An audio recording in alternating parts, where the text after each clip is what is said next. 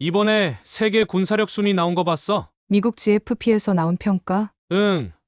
이번에도 미국이 1위더라. 아니 왜 우리가 7위고 대한민국이 6위야? 이거 조작된 거 아냐? 아시아 어디에 있는지도 모르는 대한민국이 6위라니. 스텔스 전투기 480대나 있는 미국이 1위인 건 인정인데 진짜 대한민국이 6위라는 건 믿을 수가 없다. 여보, 한국 가면 화장품 사와줘. 요즘 SNS에서 핫해. 프랑스 화장품이 더 낫지. 무슨 한국 화장품이야? 아니, 호기심에 한번 써보고 싶어. 생각나면 사올게. 군사력 순위는 군인들 사이에서는 관심을 안 가지려고 해도 안 가질 수 없는 이슈인데요. 미국이야 워낙 넘사벽 국방력을 지니고 있는 나라라 1위인 게 이상하지가 않습니다. 그런데 이번에 저희 프랑스가 7위 대한민국이 6위라는 결과를 보고 좀 어이가 없었습니다. 왜 이런 결과가 나온 거지 하고 의아해하고 있었는데 며칠 후 더 어이없는 소식을 들었습니다. 이번 학술대회가 열리는 장소가 대한민국이라고 했습니다. 정말 짜증이 났습니다. 우리보다 별로 나을 거 없는 아시아 국가에 뭘 배우러 가라는 건지 이해가 되지 않았죠. 안녕하세요, 여러분. 저는 쥐베르라고 합니다. 저는 프랑스 군인인데요. 군인이라고 하면 전술훈련만 할 것 같지만 현실적으로 매우 과학적이고 기술적인 것에 대한 공부도 한답니다. 그래서 군사과학기술학회도 운영되죠. 국내뿐만 아니라 국제군사과학기술학회가 열릴 때는 직접 참여해서 최신 군사정보와 기술에 대해 배우러 가기도 합니다. 벌써 2년이 되었네요. 제가 한국 제주에서 열린 국제군사과학기술학회에 참여했을 때 이야기를 해보려 합니다. 학회에 참여하게 되면 배우는 것도 많이 있지만 먼 나라로의 비행도 해야 하고 군인 신분이기에 여러 제약이 있어 피곤한데요. 더구나 가고 싶었던 나라가 아니라면 짜증이 더 납니다. 처음에 한국에서 그것도 제주도라고 했을 때 정말 실망스럽더라고요. 한국의 수도인 서울에서 해야지 갑자기 멀리 떨어진 섬이라 이게 웬 말인가 싶었습니다. 아직도 분단군가인 한국이라 수도에서 이런 군사학회를 열지 않은 거라는 말도 안 되는 이야기를 하는 동료도 있었죠. 하지만 제가 뭐 일정을 바꿀 수 있나요? 한국도 그렇겠지만 군대에서는 상명하복이 원칙이니까요. 까라면 까는 거죠. 아무튼 저는 마지못해 한국의 학회에 참여하기 위한 짐을 쌌습니다. 저는 군인이지만 얼마 전 결혼을 했는데요. 제가 한국을 간다고 하자 저희 아내는 좋겠다며 자기도 따라가고 싶다고 했습니다. 드라마에서 본 한국은 진짜 가보고 싶은 곳이라면서요. 전 드라마도 별로 좋아하지 않을 뿐더러 아시아 국가에 대한 환상도 없습니다. 들떠하는 아내를 보고 왜 저렇게 흥분하나 싶었죠. 아내는 한국에서 돌아올 때 사오라며 이것저것 리스트를 적어서 주었습니다. 전 앞에서는 친절하게 사오겠다고 이야기했지만 가방 앞주머니에 구겨 넣었습니다. 선물을 사도 프랑스에서 사지 한국에서 살 게 뭐가 있겠어요. 그렇게 전 기대도 없이 한국에 오게 되었고 긴 비행 끝에 제주도에 도착했습니다. 제주도에 처음 도착했을 때 저는 마치 다른 세계에 온 듯한 느낌을 받았습니다. 긴 비행 끝에 도착한 이곳의 공항을 나서자마자 제주의 신선한 공기와 아름다운 자연 풍경이 저를 맞이했죠. 한국의 자연은 정말로 숨이 막힐 정도로 아름다웠습니다. 제주의 해안선을 따라 펼쳐진 바다는 마치 미술관에 걸린 그림처럼 느껴졌습니다. 이번 학술대회의 주제는 미래 군사 기술과 국제협력이었습니다. 저는 이 학회를 통해 전 세계 군사 전문가들과 만나 교류하고 한국의 첨단 군사 기술을 직접 보고 배울 수 있는 기회를 기대했죠. 하지만 모든 참가자들이 이렇게 긍정적이지만은 않았습니다. 학술대회 첫날 중국 대표단의 태도는 처음부터 공개적으로 냉담했습니다. 그들은 한국이 주최하는 이 행사에 대해 별로 기대하지 않는다며 작은 나라가 무슨 큰 기술을 가질 수 있겠느냐고 하며 불평을 토로했습니다. 이러한 부정적인 인식은 행사가 시작되자마자 분명하게 드러났죠. 첫 세션에서 한국의 한 대학 교수가 발표한 첨단 무인 항공기 기술에 대해 중국 대표단은 표면적으로는 관심을 보이면서도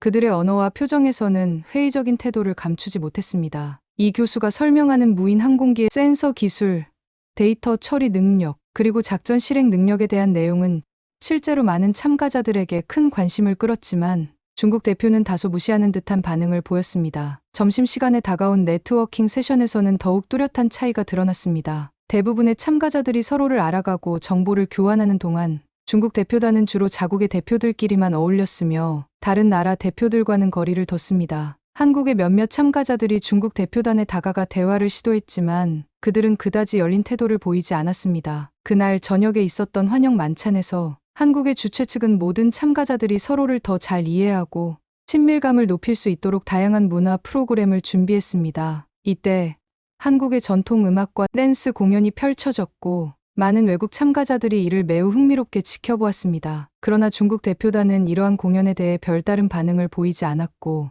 일부는 심지어 공연이 진행되는 동안 대화를 이어가거나 스마트폰을 확인하는 등 관심을 외면했습니다. 이러한 첫날의 경험은 제게 많은 것을 생각하게 했습니다. 중국 대표단의 태도는 단순히 한국에 대한 불신과 무시에서 비롯된 것이 아니라 더 큰 문화적 차이와 국제 무대에서의 경쟁적 사고방식에서 기인한 것으로 보였습니다. 하지만 저는 이러한 부정적인 태도가 결국은 그들 스스로에게 불리하게 작용할 것임을 직감할 수 있었습니다. 두 번째 날을 맞이했습니다. 그러나 이날은 첫날과는 완전히 다른 양상을 보였습니다. 한국팀은 첨단 로봇 기술에 대한 논문을 발표했는데 이 장치는 미래의 전투에서 중요한 역할을 할 것으로 예상되는 고도의 기술을 보여주었습니다. 발표를 들은 중국 대표단의 표정은 명백하게 달라졌습니다. 그들은 이제 한국의 기술력을 인정하지 않을 수 없었습니다. 아침 세션 이후 중국 대표단은 한국 대표단에게 접근하여 기술에 대해 더 자세히 알고자 하는 의지를 표현했습니다.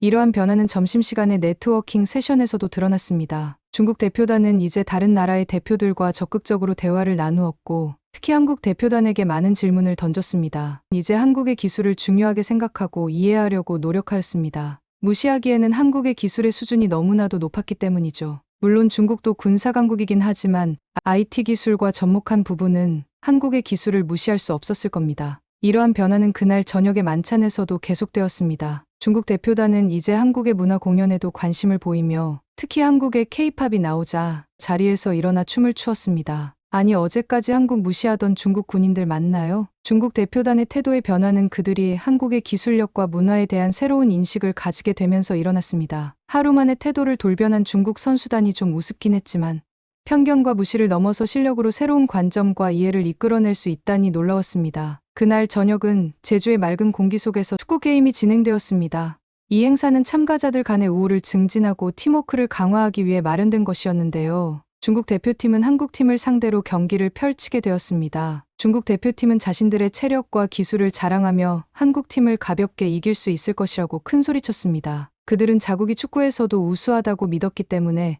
작은 나라 한국의 팀을 만만하게 봤습니다. 제가 알기로 중국의 축구 실력은 형편없는 걸로 알고 있는데 왜 저렇게 큰 소리만 치는지 정말 신기합니다. 하지만 실제 게임에서 그들의 예상은 크게 빗나갔습니다. 게임이 시작되자 한국팀의 단합된 움직임과 전략적인 플레이가 빛을 발했습니다. 한국 선수들은 서로를 위해 공을 차분히 패스하며 상대팀의 약점을 노렸고 중국팀은 개인의 기량을 앞세운 채 공격적으로만 나아가려 했습니다. 근데 그 개인 기량을 가진 선수조차 한국 수비수에 막혔죠. 이런 차이는 점차 경기의 흐름을 한국 쪽으로 기울게 만들었습니다. 역시 손흥민의 나라답더군요. 경기 중반 한국팀은 뛰어난 조직력으로 중국팀의 방어를 여러 차례 뚫었고 결국 몇 번의 정교한 골을 성공시켰습니다. 중국팀의 자만은 실망으로 바뀌었고 팀 내부에서는 서로에 대한 비난도 터져 나왔습니다. 그들은 서로의 실수를 지적하며 갈등을 빚기 시작했습니다. 어찌나 큰 소리로 나무라던지요. 중국어를 모르는 제가 들어도 무척 심한 욕이 난무하는 걸 알 수 있었어요. 반면 한국팀은 경기가 끝날 때까지 서로를 격려하고 응원했습니다. 승리 후에는 상대팀을 향해 스포츠맨십을 보이며 악수를 청하는 모습이었습니다. 이러한 태도는 많은 중국 선수들을 놀라게 했고 그들은 경기 후 자신들의 행동을 반성할 수 있겠다 생각했지만 일부 중국 선수들은 오히려 재수 없다는 듯 악수도 안 하고 가더라고요. 정말 스포츠맨 정신은 없는 모습이었습니다. 게임이 끝난 후의 식사 자리에서도 문화적 차이는 두드러졌습니다. 한국 주최 측은 참가자들에게 제주도의 특색 있는 음식을 선보였고 모든 음식은 예술적으로 플레이팅되어 참가자들의 눈과 입을 즐겁게 했습니다. 그 중에서도 통갈치 구이는 정말 시선을 강탈했죠. 돈베고기도 참 맛있어 보였습니다. 한국의 쌈 문화를 알게 되었는데 쌈에 고기를 넣고 다른 찬들도 넣어서 먹는 걸 배웠는데 정말 음식이 조화롭고 맛있었습니다. 처음에는 쌈을 싸서 먹는 게 좀 이상하게 느껴졌는데 먹으면 먹을수록 한 쌈 하는 게 입안을 즐겁게 했습니다. 제가 프랑스 출신이라 미각에는 엄격한데 한국 요리는 정말 맛있었습니다. 그러나 중국 대표 중 일부는 식사 예절을 지키지 않고 소리를 내며 식사하는 모습을 보여 다른 참가자들로부터 눈살을 찌푸리게 만들었습니다. 이런 사소한 문화적 충돌에도 불구하고 이 자리는 각국 대표들이 서로의 문화를 이해하고 수용하는 중요한 시간이 되었습니다. 많은 중국 대표들이 한국인들의 친절과 예의를 느끼며 그들의 태도를 다시 생각하는 계기를 가졌습니다. 이날의 경험은 국제 행사에서의 문화적 교류가 얼마나 중요한지를 잘 보여줬습니다. 각국이 서로 다른 배경과 가치를 이해하려 노력할 때 진정한 의미에서의 국제 협력과 친목이 이루어질 수 있다는 것을 다시 한번 깨닫게 되었습니다. 제주에서의 학술대회가 끝나가면서 조직위원회는 모든 참가자들을 위해 특별한 만찬을 준비했습니다. 이 식사 자리는 국제 군사 과학 기술 교류의 일환으로 서로 다른 문화를 경험하고 이해할 수 있는 뜻깊은 시간이었습니다. 제주의 유명한 해산물을 비롯하여 다양한 한국 전통 요리로 구성되었고 이는 참가자들에게 큰 호응을 얻었습니다. 식사는 한국의 전통 음식점에서 이루어졌고 모든 참가자들은 한국의 전통적인 좌식 테이블에 앉아 식사를 했습니다. 이 풍경은 많은 외국 참가자들에게 새롭고 흥미로운 경험이었습니다. 특히 중국 대표들은 이러한 문화가 자신들의 식문화와 어떻게 다른지를 몸소 체험하게 되었습니다. 한국 주최 측은 참가자들에게 각 요리의 의미와 만드는 방법에 대해 설명하며 한국 문화의 깊이와 섬세함을 전달했습니다. 음식은 각종 반찬과 주요 요리로 잘 조화되어 있었고 이는 참가자들에게 한국의 다양성과 요리의 정교함을 강조했습니다. 그러나 중국 대표들 중 일부는 이런 분위기와 다른 문화에 적응하지 못하는 모습을 보였습니다. 일부 중국 대표는 식사 도중 큰 소리로 말하거나 과도하게 웃으며 주변 사람들에게 불편을 주었습니다. 또한 그들 중 일부는 음식을 먹는 동안 크게 소리를 내며 쩝쩝거리는 소리를 내기도 했는데 이는 한국 문화에서는 다소 불쾌하게 여겨질 수 있는 행동입니다. 이러한 행동은 다른 나라 대표들에게도 눈에 띄었고 특히 예의와 매너를 중시하는 일본과 유럽 국가의 대표들은 불쾌감을 감추지 못했습니다. 이에 한국 주최 측은 상황을 누그러뜨리기 위해 다양한 문화적 배경을 고려한 대화를 유도하려고 애쓰더군요. 식사 후의 차와 디저트 시간에는 좀 더 편안하고 친근한 분위기로 전환되었습니다. 한국 측은 전통차를 제공하며 각 차의 특성과 그 효능에 대해 설명했고 이는 많은 참가자들의 관심을 끌었습니다. 특히 차를 통한 치유와 명상의 중요성에 대한 설명은 많은 참가자들에게 새로운 인식을 제공했습니다. 한국인들의 세심함과 예의가 정말 돋보이는 자리였습니다. 이 식사 자리는 단순히 음식을 넘어서 서로 다른 문화와 가치관을 공유하고 이해하는 귀중한 시간이 되었습니다. 이 경험을 통해 국제적인 무대에서 활동하는 군인으로서 자신의 역할과 책임에 대해 다시 한번 생각하는 계기가 되었습니다. 학술대회가 끝나고 제가 제주도를 여행할 기회가 있었습니다. 제주도는 정말 기대하지 않은 곳이었는데 실제로 보니 굉장히 아름다운 자연의 섬이었습니다. 그 아름다움을 경험할 수 있어서 기뻤습니다. 제주도의 아름다운 풍경을 즐기며 여행하던 중 아쿠아플라넷 제주를 방문했습니다. 아쿠아플라넷 제주는 마치 다양한 해양 생물들이 모여 사는 거대한 수족관 같았습니다. 수많은 물고기들이 푸른 바닷속에서 자유롭게 헤엄치며 그들만의 세상을 즐기는 모습은 정말로 아름다웠습니다. 저는 그곳에서 제주도의 숨겨진 보석 같은 아름다움을 마주하게 되었습니다. 그런데 누가 알았겠습니까? 그곳에서의 경험이 제 마음에 깊이 남을 것이라고. 그리고 예상치 못했던 일이 발생했습니다. 그날 중국과 한국에서 온 수학여행 학생들이 동시에 아쿠아플라넷 제주를 방문하였습니다. 아름다운 해양생물을 관람하며 잠시나마 국경을 잊은 시간이었어야 하는데 두 그룹의 행동은 극명하게 달랐습니다. 중국 학생들은 관람 도중 쓰레기를 바닥에 함부로 버리며 전시 설명을 듣지 않고 떠들썩하게 돌아다녔습니다. 그들의 행동은 제 눈에 심히 거슬렸습니다. 제가 바라던 모습과는 너무나도 다른 행동은 제 마음의 깊은 차이를 느끼게 하였습니다. 그 중에서도 가장 기억에 남는 순간은 한 중국 학생이 너무나도 자연스럽게 빈 음료수 병을 바닥에 버렸을 때였습니다. 그 병은 바닥을 구르다 제 발에 부딪혔습니다. 그 순간 제 마음은 황당함과 어이없음으로 가득 찼습니다. 저는 어떻게 이런 일이 일어날 수 있는지 이해하지 못했습니다. 그리고 그런 행동을 보고 아무런 반응 없이 지나칠 수 없었습니다. 그 학생을 불러 지금 버린 쓰레기에 내가 다칠 뻔했으니 사과하고 쓰레기를 다시 버리라고 했습니다. 그러자 그 학생은 비웃는 표정으로 자신은 영어를 못한다며 중국어로 친구와 웃으며 떠들더군요. 제가 흑인인 걸 비하하는 욕을 하더군요. 처음에는 욕인 줄 몰랐는데 생각해보니 군사학술대회에서 어떤 중국인이 절 향해 수군거리며 하는 말을 들었는데 몇 번이나 그 말을 해서 제가 구글에 번역해보니 흑인을 비하하는 중국어더라고요. 정말 몰상식한 행동에 한 번만 더 하면 가만히 안 두려고 했는데 이렇게 의외의 장소에서 어린 학생들한테 그런 소리를 들으니 기가 찼습니다. 너무 황당하고 기가 차서 그 자리에 서서 멍하니 있었습니다. 하지만 그때였습니다.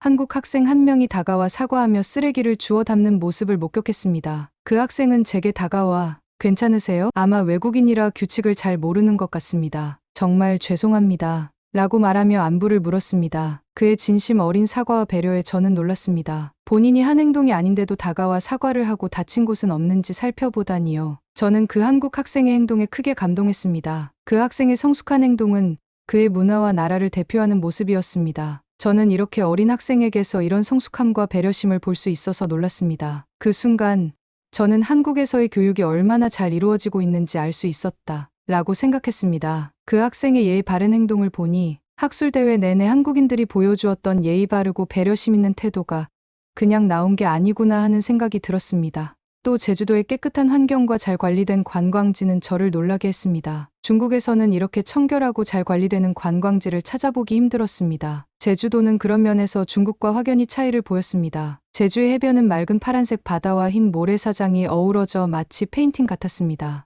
이런 아름다운 풍경을 볼 수 있어 감사했습니다. 제주도의 아름다움에 감동받은 것은 저뿐만이 아니었습니다. 다른 참가자들도 제주도의 자연환경에 매료되어 그 아름다움을 칭찬하며 사진을 찍었습니다. 중국 대표단 일부도 제주도의 깨끗한 환경과 아름다운 풍경에 감탄하더군요. 처음에는 중국처럼 대국이 아니라 볼 것도 없을 것 같은데 귀찮다고 하더니 사람들이 어느새 카메라를 들고 연신 사진을 찍어댔으니까요. 이러한 경험을 통해 저는 자연환경의 중요성을 다시 한번 느끼게 되었습니다. 제주도처럼 깨끗하게 관리되고 보호되는 자연환경은 방문자들에게 좋은 인상을 주고 정말 반하게 만드는 것 같습니다. 또한 이러한 자연환경은 그 지역의 이미지를 높이고 방문자들이 다시 찾아오고 싶은 곳이 되게 만듭니다. 제주도에서의 이 여행은 저에게 많은 교훈과 인사이트를 줬습니다. 학술대회를 통해 저는 국제적 협력의 중요성을 깊이 이해하게 되었습니다. 서로 다른 배경과 문화를 가진 사람들과 함께 일하는 것은 쉽지 않은 일이지만 그 과정에서 얻는 것은 무척이나 가치 있는 것이었습니다. 이를 통해 저는 다양성이 어떤 힘을 가지고 있는지, 그리고 그것이 우리를 어떻게 성장시키는지를 몸소 느낄 수 있었습니다. 제주도에서의 경험은 또한